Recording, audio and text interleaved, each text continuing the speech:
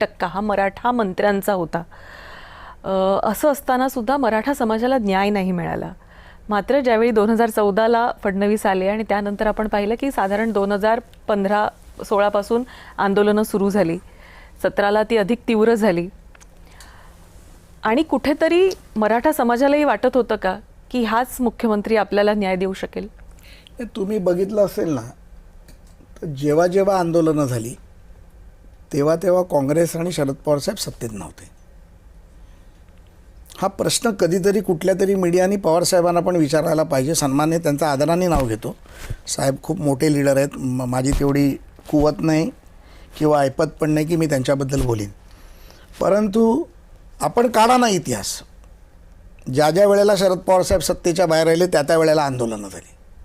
मग ते कांद्याचं आंदोलन झालं, ते समाजाचं आंदोलन झालं, ते ओबीसी समाजाचं आंदोलन झालं, मराठवाडा विद्यापीठाचा विषय झाला.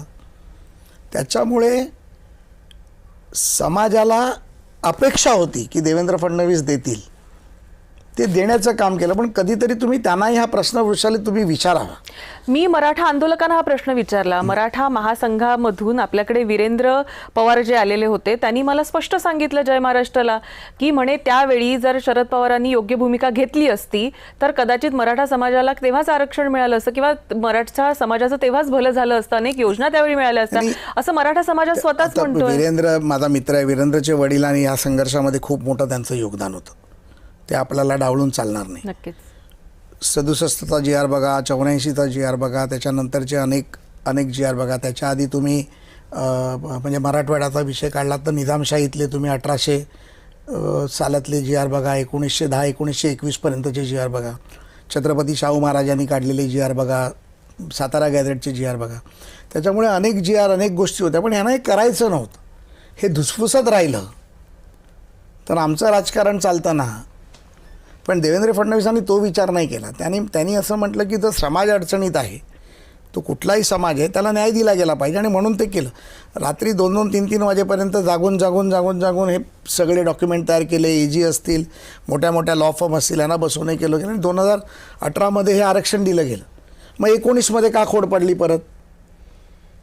उद्धव ठाकरेंनी जेव्हा त्यांच्या पाठीत खंजीर खूप असला, सरकार पाडलं, पुन्हा शरद पवार त्यांच्यावर सत्तेत आले.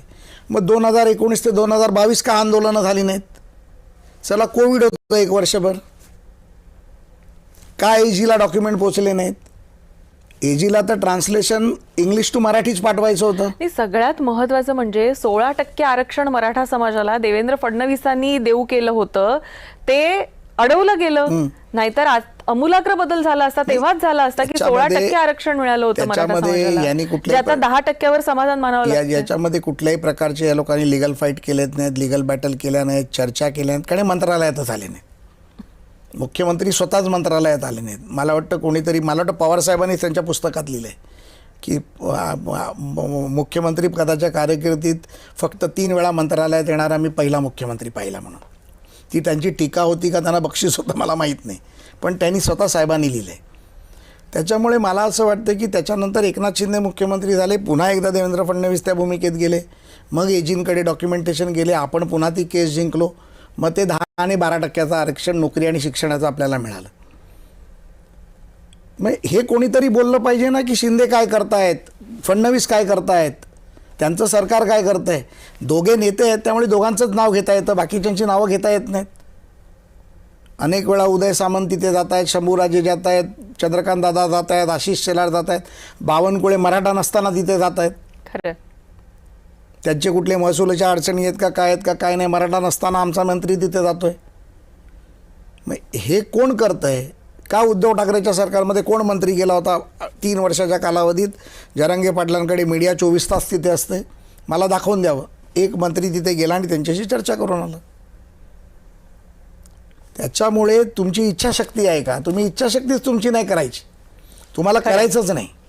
तुम्हाला तोच पुन्हा रिपीट, जर तुमचा राजकारणाचा इतिहास आहे तो रिपीट करायचा, दगदगत ठेवायचं, राज्य दगदगत ठेवायचं, समाज दगदगत ठेवायचा, समाजामध्ये भांडणं लावायची. समाजाचे प्रश्न संपले तर तुमचा राजकीय अजेंडाच संपला. तुम्हाला विकास माहीत नाही, तुम्हाला शिक्षण लोकांना द्यायचं नाही, तुम्हाला इन्फ्रास्ट्रक्चर डेव्हलप करायचं नाही, मागेल त्याला शेततळं, मागेल त्याला रस्ता, मागेल त्याला लाईट, मागेल त्याला सौर ऊर्जा तुम्हाला द्यायची नाही. तुम्हाला एम्स आणायचे नाहीत, तुम्हाला हॉस्पिटल वाढवायचे नाहीत, तुम्हाला मेडिकल कॉलेजच्या सीट वाढवायच्या नाहीत, तुम्हाला इंजिनिअरिंग टेक्नॉलॉजी आणायची नाही, तुम्हाला ह्या महाराष्ट्राला नंबर 1 इकॉनॉमी बनवायचं नाही, तुम्हाला जल वाहतूक करायची नाही, मेट्रो करायची नाही, मोनो करायची नाही, शहराला ग्रामीण भागाशी जोडायचं नाही. आणि किती कामं सांगू सांगा देवेंद्र फडणवीसाची. तुला 1 तासाची मुलाखत घ्यावी लागेल माझी वेगळी. नाही म्हणजे गेल्या काही काळामध्ये मुंबईचं